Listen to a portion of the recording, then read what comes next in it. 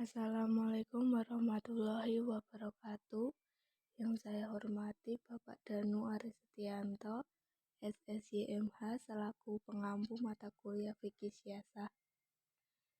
Di sini saya Niken Ardiani NIM 212111205 kelas 3F Hukum Ekonomi Syariah akan menjelaskan mengenai al-hal wal aqdi. Yang pertama, pengertian al-hal wal aqdi sendiri adalah secara kebahasaan al-hal wal aqdi artinya orang-orang yang melepas dan mengikat atau orang-orang yang dapat memutuskan dan mengikat.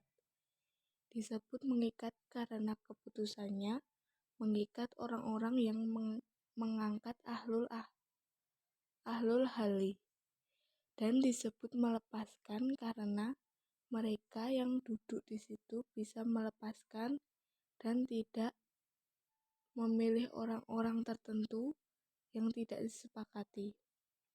Sedangkan menurut para ahli fikih siasah, al-hal wal aqdi adalah orang-orang yang memiliki kewenangan untuk memutuskan dan menentukan sesuatu atas nama umat itu sendiri. Yang kedua, ada dasar hukum al-hal wal aqdi. Secara eksplisit, dalil tentang al-hal wal aqdi sendiri tidak terdapat dalam Al-Quran dan Al-Hadis. Namun, sebutan tersebut hanya ada dalam turas fikih di bidang politik keagamaan dan pengambilan hukum substansial dari dasar-dasar yang menyeluruh. Maka dalam firman Allah Subhanahu wa Ta'ala terdapat pada surah An-Nisa ayat 59, surat An-Nisa ayat 83, surah Al-Imran ayat 104, dan surat An-Nisa ayat 58. Yang ketiga, ada sejarah al-hal wal aqdi sendiri. Di era pertama dalam sejarah Islam, yaitu dimulai semenjak Rasulullah SAW memulai berdakwah, mengajak manusia lain untuk menyembah Allah Subhanahu wa Ta'ala hingga meninggalnya beliau. Karena di era itu paling baik jika kita namakan dengan era kenabian atau wahyu. Karena era ini memiliki sifat tertentu yang membedakannya di era-era lain. Ia merupakan era ideal yang padanya ideal-ideal Islam terwujudnya dengan amat sempurna. Kepemimpinan Rasulullah SAW yang bersifat demokratis terlihat pada kecenderungan beliau menyelenggarakan musyawarah terutama jika menghadapi masalah dan belum ada wahyunya dari Allah Subhanahu wa Ta'ala. Yang keempat, ada syarat dan mekanisme pengangkatan al-hal wal aqdi. Mekanisme pengangkatan al-hal wal aqdi sendiri secara jelas tidak disebutkan dalam Al-Quran dan Al-Hadis. Tetapi Nabi sendiri pernah mencontohkan pemilihan dengan cara demokratis, yang semua umat tidak memenuhi kriteria sebagai anggota al-hal wal aqdi. Menurut Al-Mawardi merumuskan syarat-syarat legal yang harus dimiliki oleh al-hal wal aqdi, yaitu yang pertama, ada adil dengan segala syarat-syaratnya. Yang kedua, ada berilmu yang membuatnya mampu mengetahui siapa yang berhak menjadi khalifah sesuai kriteria-kriteria yang legal. Yang ketiga, ada memiliki wawasan dan sikap bijaksana yang membuatnya mampu memilih siapa yang paling tepat dan efektif menjadi khalifah. Yang terakhir ada fungsi, tugas, dan wewenang al-hal wal ahdi.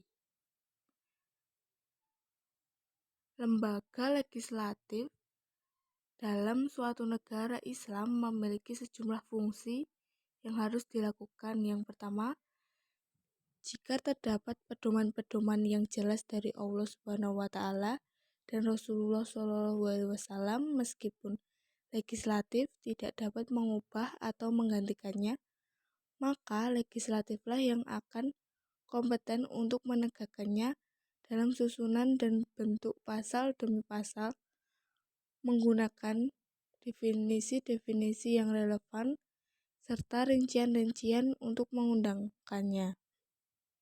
Yang kedua, jika pedoman-pedoman Al-Quran dan Al-Sunnah mempunyai kemungkinan interpretasi lebih dari satu, maka legislatiflah yang berhak memutuskan penafsiran mana yang harus ditempatkan dalam kitab Undang-Undang Dasar. Yang ketiga, ada jika isyarat yang jelas dalam Al-Quran dan Al-Sunnah. Fungsi lembaga legislatif ini adalah untuk menegakkan hukum-hukum yang berkaitan dengan masalah yang sama, tentunya dengan selalu menjaga jiwa hukum Islam. Yang keempat ada jika dalam masalah apapun Al-Quran dan Al-Sunnah tidak memberikan pedoman yang sifatnya dasar sekalipun, ataupun masalah ini juga ada dalam konvensi Al-Khulafa Al-Rasyidin, maka kita harus mengartikan bahwa Tuhan telah memberikan kita bebas melakukan legislasi mengenai masalah ini menurut apa yang terbaik. Yang kedua ada tugas al-hal wal ahdi adalah sebagai berikut. Yang pertama, tugas untuk mengangkat dan memilih khalifah. Yang kedua, tugas untuk memecat dan memberhentikan khalifah. Yang terakhir, tugas untuk membuat undang-undang. Dengan adanya tugas tersebut, maka wewenang dari al-hal wal ahdi sendiri, yang pertama memberikan masukan kepada khalifah dalam berbagai aktivitas dan masalah praktis, semisal masalah pemerintahan, pendidikan, kesehatan, ekonomi, perdagangan, industri, pertanian. Dalam hal ini pendapatnya bersifat mengikat. Yang kedua, mengenai masalah pemikiran yang memerlukan penelitian dan analisa serta masalah kedisiplinan, finansial, pasukan, politik luar negeri, khalifah berhak merujuk pada pandangan majelis umat, namun dalam hal ini pandangan majelis umat tidak mengikat. Yang ketiga, ada khalifah berhak mendorong atau menyodorkan undang-undang atau hukum yang hendak diadopsi kepada majelis. Dan majelis sendiri berhak memberikan saran atau masukan serta menilai dan mengevaluasi meskipun tidak bersifat mengikat. Yang keempat, ada majelis mempunyai hak untuk mengoreksi tindakan real yang dilakukan oleh khalifah. Yang kelima, ada majelis berhak menampakkan ketidaksukaannya terhadap para muawim dan amil. Yang keenam, ada majelis juga berhak membatasi kandidat calon khalifah sebagai wujud dari suksesi kekuasaan atau pemerintahan. Yang ketujuh, ada majelis memiliki hak interpelasi, yaitu hak untuk meminta keterangan kepada khalifah mengenai kebijakan-kebijakan strategis yang berkenaan dengan kemaslahatan umat dan pertimbangan syara. Sekian yang bisa saya sampaikan, kurang lebihnya saya mohon maaf. Wassalamualaikum warahmatullahi wabarakatuh.